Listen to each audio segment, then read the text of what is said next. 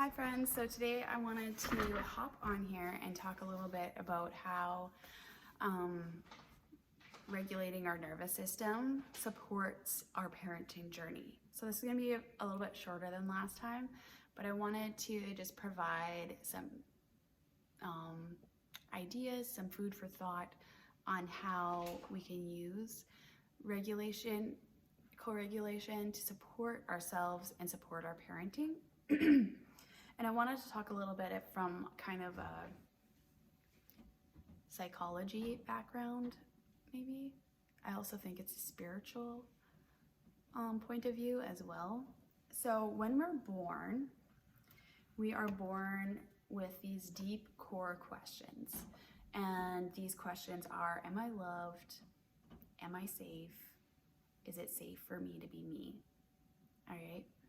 And I find that so interesting because when that parasympathetic rest and digest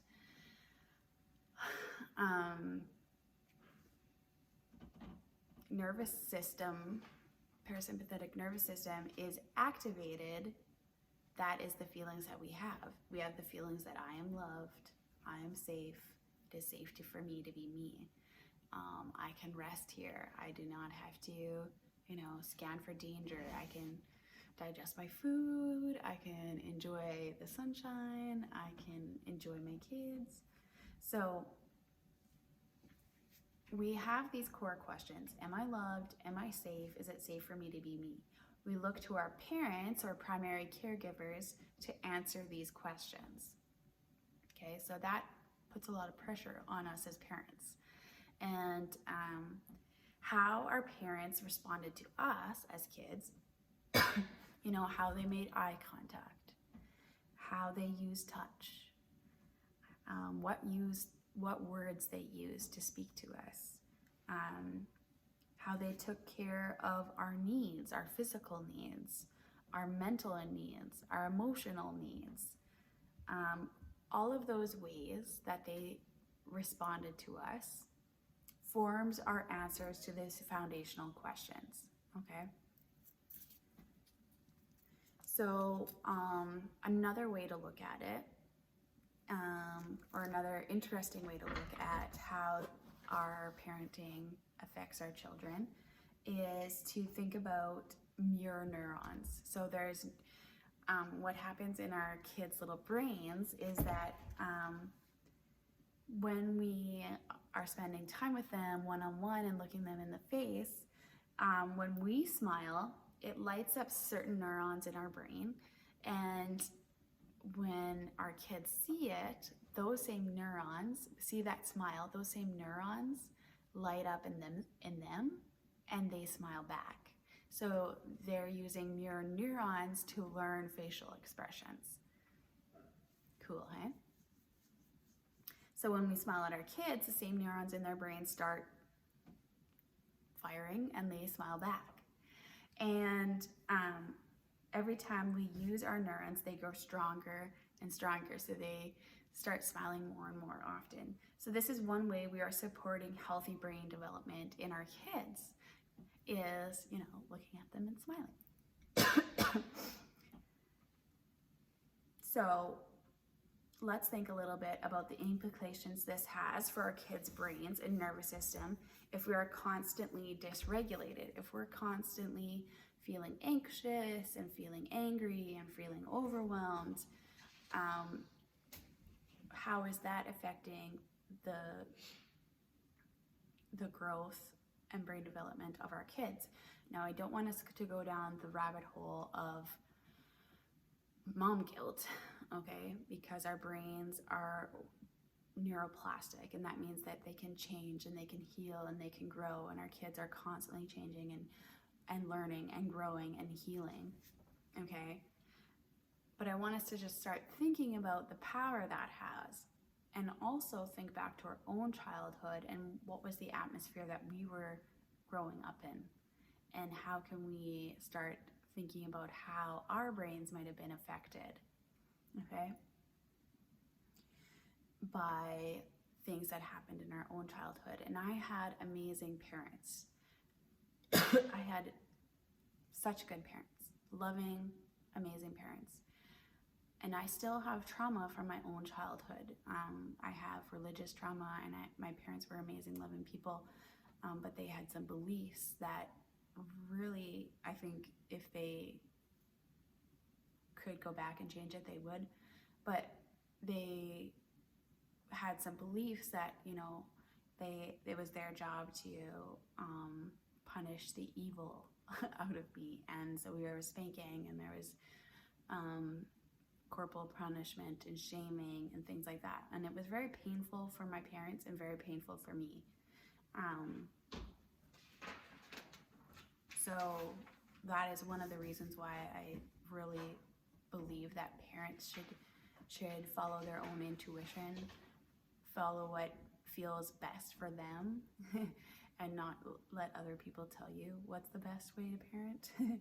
So use my words and hear them, but filter them through your own intuition and what feels good and loving and safe and what's best for your family, okay? All right. So if we're constantly feeling that anxiety, that stress, that overwhelm, that frustration, our kids are sensing it too. And they're sensing that, no, I'm not safe. And if we're responding to them, you know, when they're seeking love, and we're like, oh, it's, you know, they're crying because they got really frustrated with a puzzle and they threw a piece, and instead of, you know, being able to hold space for them, I was like, oh, we don't throw, you're bad, go to your room.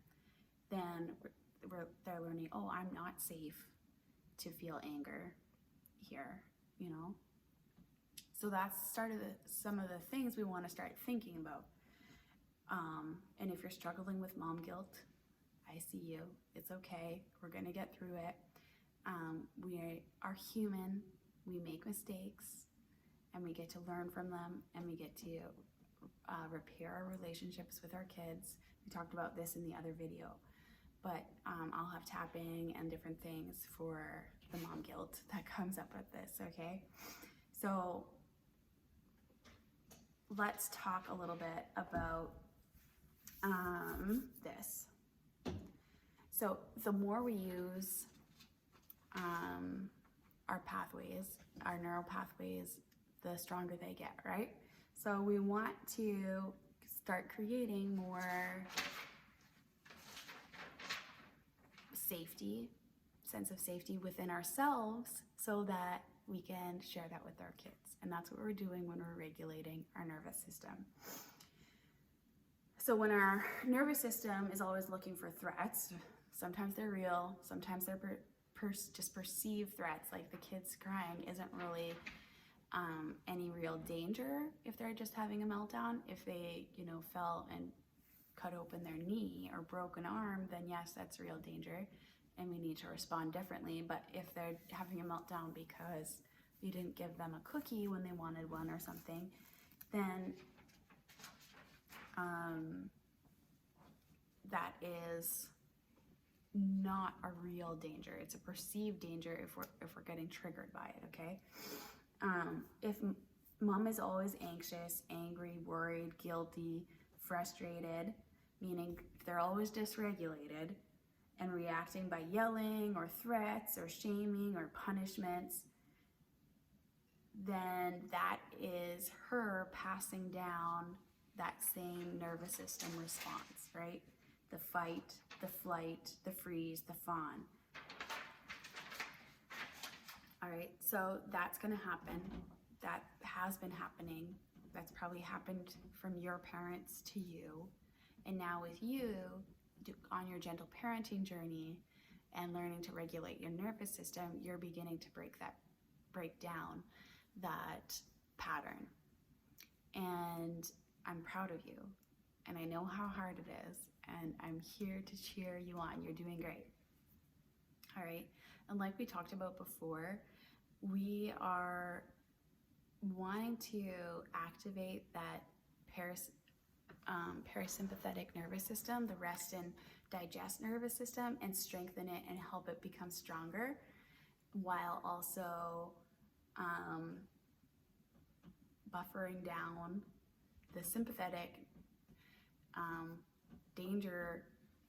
watching for danger part of our nervous system, okay? And so that is what we're doing when we're co-regulating, is we're strengthening and activating the vagus nerve in the rest and digest parasympathetic part of our nervous system, while also buffering down the danger-seeking fight, flight, freeze, fawn part of our nervous system. And we are seeking to create a sense of love, a sense of safety in our own bodies, so that we can share it with our kids. And that's what we're doing when we're ending that cyclical passing down, that generational trauma. That's what you're doing, is you're ending that and creating a sense of safety.